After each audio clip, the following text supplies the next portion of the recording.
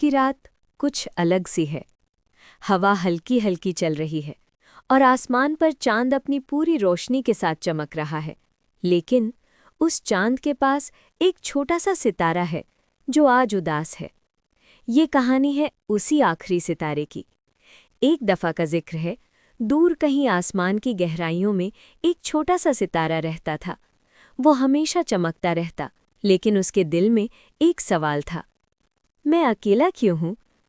हर रात वो देखता चांद के पास कितनी रोशनी है और ज़मीन पर लोग कितने करीब हैं एक दूसरे के। सितारा सोचता, क्या कभी कोई मुझे भी महसूस करेगा? एक रात जब दुनिया सो रही थी, एक छोटी सी बच्ची अपनी खिड़की के पास आई। उसने आसमान की तरफ देखा और मुस्कुराई। कितना प्यारा सितारा है, उसने धीरे से कहा। वो बात सिर्फ एक जुमला नहीं थी, वो उस सितारे के लिए एक एहसास था।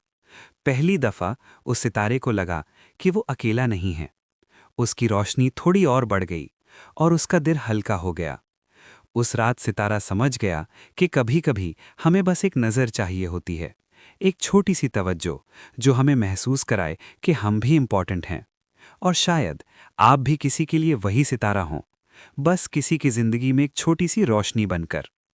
तो आज की रात आसमान की तरफ देखिए और याद रखिए, आप कभी अकेले नहीं हैं। आज की रात थोड़ी गहरी है।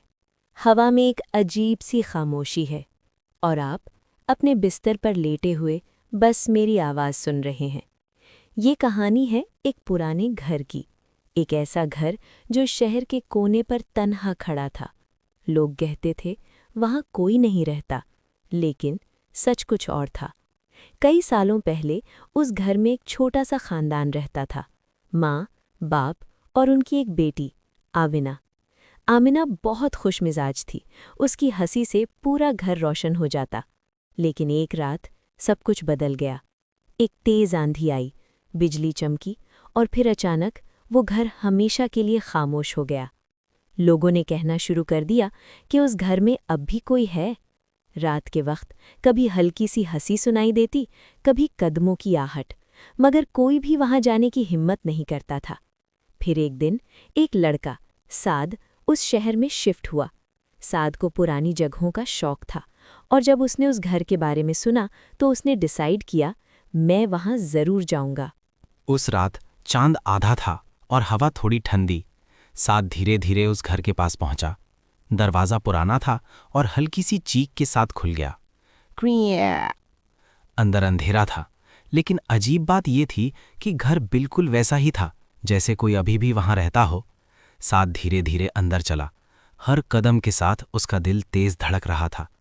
तभी उसने एक आवाज़ सुनी, एक हल्की सी बच्ची की हंसी। साद रुक गया। कौन है वहां? उसने पूछा। कोई जवाब नहीं आया। वो आगे बढ़ा और उसने देखा एक छोटी सी कुर्सी हिल रही थी, जैसे कोई अभी अभी वहां से उठा हो। साद के हाथ ठंडे होने लगे, लेकिन उसने हिम्मत नहीं हारी। फिर उसने कमरा खोला और वहां एक पुरानी डायरी पड़ी थी। डायरी के ऊपर लिखा था, आमिना। साद ने डायरी उठाई और उसे खोलकर पढ़ना शुरू किया। हर पेज पर एक छोटी सी बच्ची के जज्बात थे, खुशी, दोस्ती और फिर डर। आखिरी पेज पर लिखा था, आज रात कोई घर में आया है, मुझे डर लग रहा है। अगर मैं कल ना रहूं तो कोई मुझे याद जरूर करे। साद का दिल जोर से धड़का। तभी उसके पीछे से एक हल्की सी आवाज़ आई, तुम मुझे याद रखोगे? साद धीरे धीरे मुड़ा और उसने देखा एक छोटी सी बच्ची सफ़ेद लिबास में दरवाजे के पास खड़ी थी। उसकी आंखों में उदासी थी, मगर डर नहीं। साद ने धीरे से कहा, तुम आमिना हो? बच्ची ने हल्का सा सिर हिला दिया। मैं अकेली हूं, उसने कहा। कोई मुझे याद नहीं करता। साद का दिल पिघल गया। उसने कहा, मैं तुम्हें याद रखूंगा। ये सुनते ही आमिना के चेहरे पर हल्की सी मुस्कान आई और धीरे धीरे वो रोशनी में तब्दील हो गई और फिर गायब। उस रात के बाद लोग कहते हैं उस घर से आवाज़ें आना बंद हो गईं और वो जगह फिर से सिर्फ एक खामोश घर बन गई। और साद, वो हर साल उस घर के पास जाता है और धीरे से कहता है, मैं तुम्हें अब भी याद रखता हूँ। तो आज की रात अगर आप किसी पुरानी जगह के पास से गुजरें और हल्का सा कोई एहसास हो तो डरना मत। शायद कोई सिर्फ याद किया जाना चाहता हो।